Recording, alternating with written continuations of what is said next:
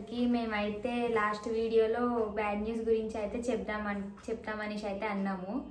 But మేము ఈరోజు కుదిరింది మాకు వీలు బ్యాడ్ న్యూస్ గురించి చెప్పడానికి అదంతా. సో మా మమ్మీకి అయితే ఆపరేషన్ అయింది.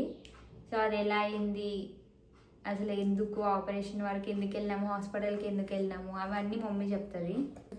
హాయ్ అండి. సండే మార్నింగ్ రోజు 3 o'clock అయితే నాకు ఇక్కడ పెయిన్ వచ్చిందండి. పెయిన్ వచ్చిందని చెప్పి మా వాళ్ళు అయితే ఇంట్లోనే ట్రీట్మెంట్ చేశారు నాకు. అది గ్యాస్ పెయిన్ ఏమో అని చెప్పి ఇనో తాగించారు. అయినా సరే తగ్గలేదు. ఇంకా నాకు పెయిన్ ఎక్కువైపోయి నేను ఏడుస్తూ ఉన్నాను. నన్ను హాస్పిటల్కి తీసుకెళ్ళండి అని చెప్తే ఇంకా ఆ నైటే తీసుకెళ్ళి నాకు హాస్పిటల్లో అడ్మిట్ చేస్తే సిలైన్ బాటిల్ ఎక్కించి 3 ఇంజెక్షన్స్ అయితే చేశారు. చేసినా సరే నాకు ఇంకా పెయిన్ అనేది తగ్గలేదు. తగ్గకపోయేసరికి ఇంకా పెయిన్ తగ్గట్లేదు అని మళ్ళీ వాళ్ళని ఆ రోజు సండే ఒక నైట్ కాబట్టి డాక్టర్స్ లేరు, జూనియర్ డాక్టర్స్ ఉన్నారు. వాళ్ళు కూడా గ్యాస్ ఏనేమో, బయట ఏం తిన్నావు ఫుడ్ అని చెప్పి హాస్పిటల్ తీసుకెళ్ళంగానే వాళ్ళు అడిగిన మొట్టమొదటి క్వశ్చన్ ఏంటంటే, నువ్వు బయట ఏం ఫుడ్ తిన్నావు అని చెప్పి అడిగారండి. కానీ నేను ఆ రోజు నైట్ అయితే కనుక పప్పు, మామిడికాయ పచ్చడి, నెయ్యి వేసుకొని తిన్నాను. నేను బయట ఏం తినలేదు అని అంటే ఇంకా వాళ్ళు కూడా గ్యాస్ అనుకొని నాకు వాళ్ళు ట్రీట్మెంట్ చేశారు. అయినా సరే అది తగ్గలేదు. ఇంకా నైట్ డాక్టర్స్, సీనియర్ డాక్టర్స్ లేరు, జూనియర్ డాక్టర్స్ ఉండడం వల్ల ఇంకా వాళ్ళకి తెలిసిన ట్రీట్మెంట్ వాళ్ళు చేశారు. అయినా సరే అది పెయిన్ తగ్గట్లేదని మళ్ళీ అడిగేసరికి మేము ఆల్రెడీ 3 ఇంజెక్షన్స్ ఇచ్చాము, ఇంకా ఎక్కువ ఇవ్వకూడదు, ఇంటికి తీసుకెళ్ళి పడుకోబెట్టండి తగ్గిపోద్ది అని చెప్పారు. సరే కదా అని ఇంటికి వచ్చేసాము. వచ్చేసి పడుకున్నా సరే పెయిన్ వస్తుంది, కూర్చున్నా పెయిన్ వస్తుంది, నిలబడినా పెయిన్ వస్తుంది. ఇంకా నా వల్ల కాదు, ఇదేమన్నా అది 24 గంటల కడుపుల నొప్పి ఏమో అని చెప్పి ఇంకా మా ఆయనకి చెప్పంగానే ఇంకా మా ఆయనకు కూడా భయం వేసి ఇంకా సరే అని మళ్ళీ హాస్పిటల్కి వెళ్ళాము. ఇంకా సండే మార్నింగ్ 6 or 7 ఎంతో అవుతుంది. ఇంకా వెళ్ళేసరికి వాళ్ళు ఏం చేశారంటే ఇమీడియట్లీగా ఇంకా ఎక్స్రే తీశారు నాకు.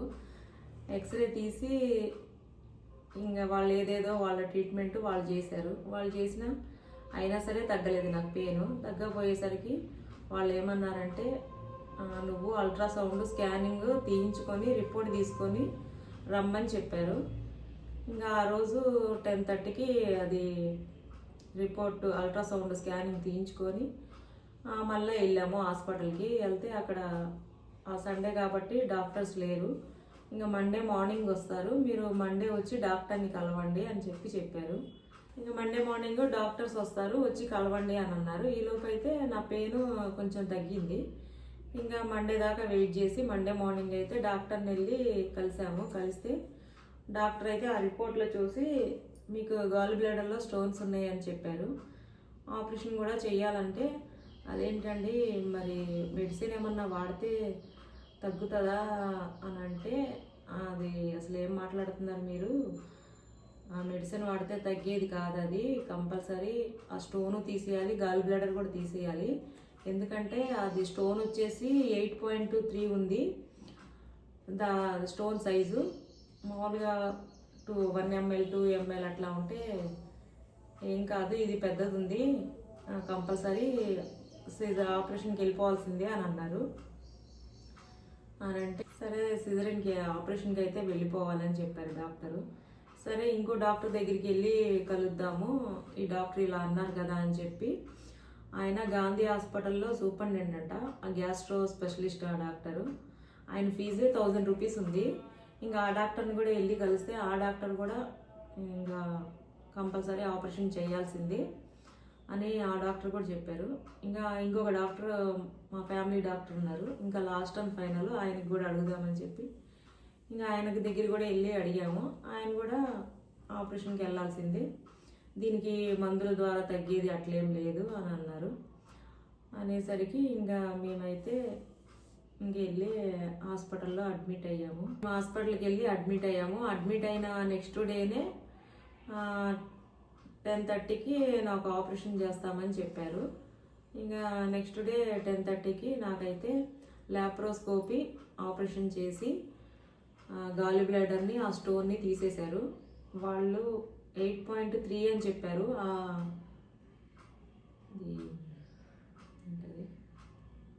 అల్ట్రాసౌండ్ స్కానింగ్లో అయితే 8.3 అని చెప్పారు, కానీ అది ఆ స్టోన్ అనేది బయటికి తీసిన తర్వాత 12 ml పైనే ఉంటుందంట. చూపించారు మాకు ఆ స్టోన్ కూడా, గాలి బ్లేడర్ అవి రెండు చూపించారు మాకు.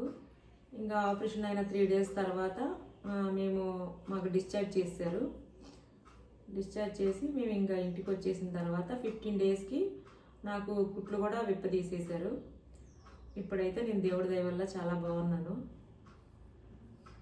నీకు ఆపరేషన్ అయినప్పుడు భయం అనిపించలేదా మమ్మీ? అంటే ఇప్పుడు థియేటర్కి వెళ్తే ఎవరికన్నా భయం అనిపిస్తుంది కదా, ఆపరేషన్ థియేటర్కి వెళ్ళంగానే ఆ పెద్ద పెద్ద మెషిన్స్ అన్ని చూడంగానే. మరి నీకు భయం అనిపించలేదా?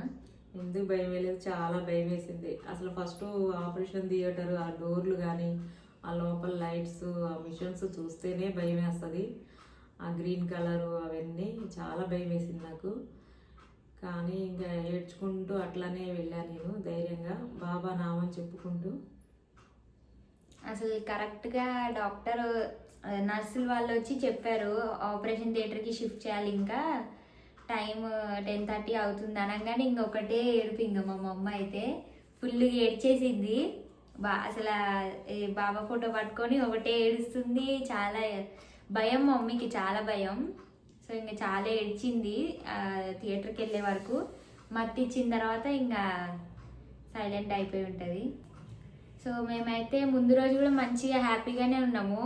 అంటే టీవీలో రీల్స్ చూడడం కానీ, యూట్యూబ్ షార్ట్స్ చూస్తూ, లాంగ్ వీడియోస్ చూస్తూ మంచి హ్యాపీనే ఉండే అప్పటి వరకు. సడన్గా నైట్ పెయిన్ అంది మమ్మీ. నెక్స్ట్ డే ఆపరేషన్ అని ట్రీట్మెంట్ అని ఇస్తూనే ఉన్నారు మమ్మీకి. హాస్పిటల్లో సెలైన్స్ అని ఎక్కుతూనే ఉన్నాయి. సో ముందు రోజే అంత మంచిగా ఉన్నాం మేము. నెక్స్ట్ డేనే తెలిసింది ఇలా 2 days తర్వాత ఆపరేషన్ చేయాలి తప్పదు అన్నట్టు. మాకు కూడా ఏం అర్థం కాలే. ఆ హాస్పిటల్కి వెళ్ళడము, ఇది మమ్మీకి ఆపరేషన్ జరగడం కానీ ఆ ప్రాసెస్ కానీ అవన్నీ మాకు కూడా ఏం అసలు ఏంది ఇదంతా నిజంగానే జరుగుతుందా అన్నట్టుగానే అనిపించింది. అంతా సడన్గా అయిపోయింది మాకు. ఇంకా చెప్పు ఇదొకటి.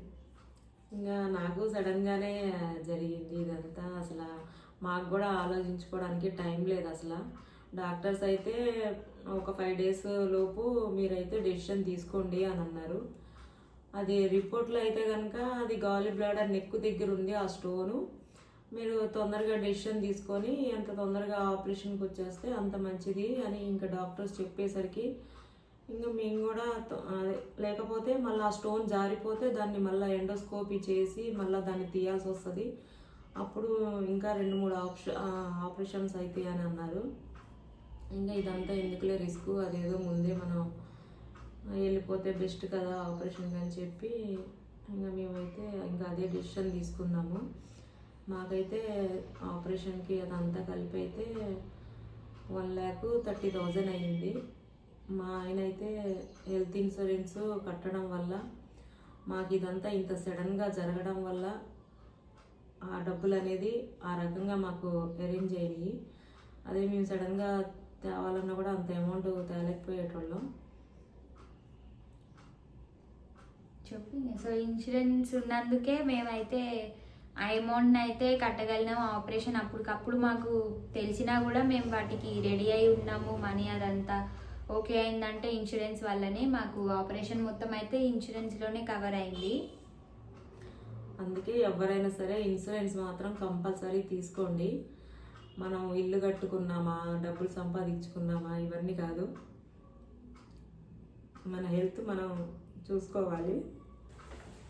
మనము ఇల్లు కట్టుకున్నామా, కారు కొనుక్కున్నామా, డబ్బులు సంపాదించుకున్నామా, వెనకేసుకున్నామా, ఆస్తులు కూడా పెట్టుకున్నామా ఇవన్నీ కాదు. మనకి భగవంతుడు ఇచ్చిన అవయవాల్ని వాటినన్నిటిని జాగ్రత్తగా చూసుకోవాలి. ఎందుకంటే అది భగవంతుడు ఇచ్చింది, మళ్ళీ మనం ఖరాబ్ చేసుకుంటే దాన్ని మాత్రం మనం వెనక్కి తీసుకురాలేము. డబ్బులు అంటే మనం సంపాదించగలము. మన ఆరోగ్యమే మనకి కోట్ల ఆస్తి. మన ఆరోగ్యం మనం జాగ్రత్తగా చూసుకోవాలి. మన స్టోన్ కూడా నాకు ఎలా వచ్చిందనేది నాకు తెలీదు.